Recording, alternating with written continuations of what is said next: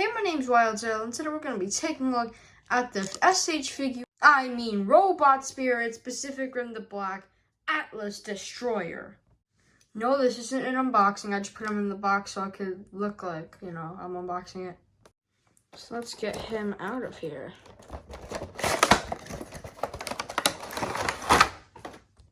Here he is kind of out of the box. I really do like this figure for, the day that I've had him. And I can proudly say that the painting and sculpting on this figure is amazing. All the mechanical detail on this figure is just good. Even in his, crotch area, there's some mechanical detail.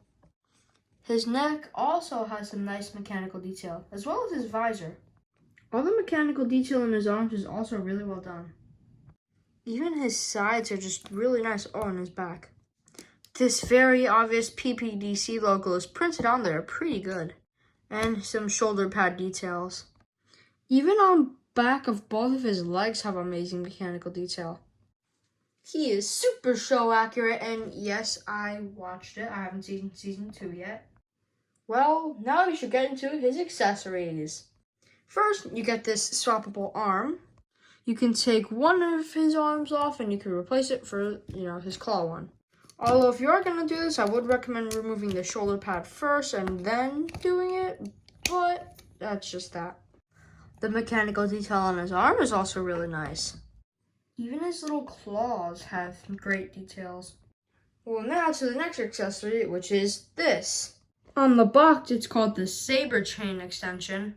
Plugs into this arm. I'd recommend taking off all his little claws before doing so.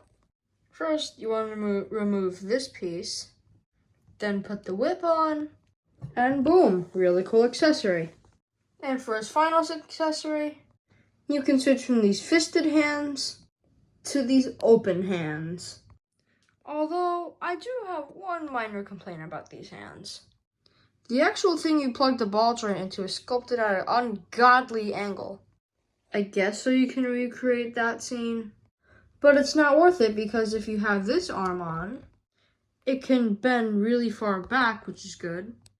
But if you bend it forward, it just pops off really easily. This is what I hate about the open hands. I get what they're going for, but at what cost?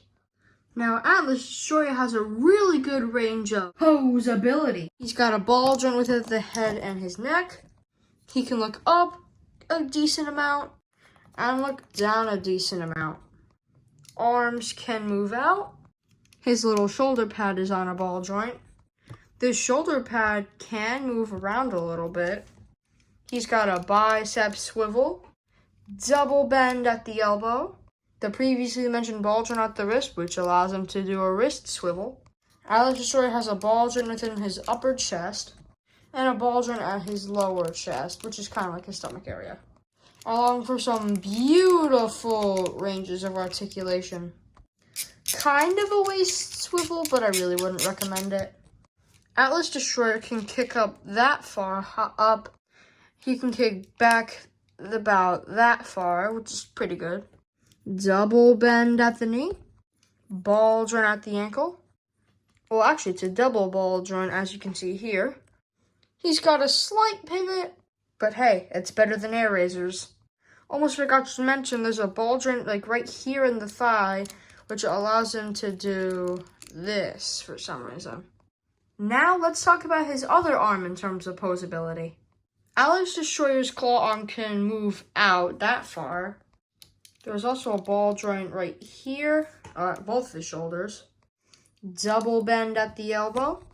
Ball joints at each one of his claws, but they're kind of loose. I really wouldn't recommend playing with them too much. And a swivel at his wrist, I guess you can call it. Posability on Atlas Destroyer is amazing.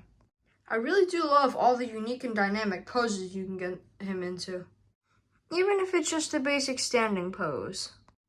I mean, come on, that has to look cool at least a little bit. Size comparison time, he's a pretty nice size. Here he is next to the SH Monster Arts Final Wars Godzilla. Here he is next to my previous review, the SH Monster Arts Shin Godzilla 4th Form Night Combat version. And here he is next to my previous review, the Studio Series 97 Airazor from Rise of the Beasts. Overall, I love this figure. This is honestly a really good figure if you're collecting a Pacific Rim collection, or just a collector of giant robots in general. He scales well with other monster figures, I feel like. He has great sculpting, great painting, great details, and just amazing articulation. Well, that about wraps up my review on the Robot Spirits Pacific Rim the Black Atlas Destroyer.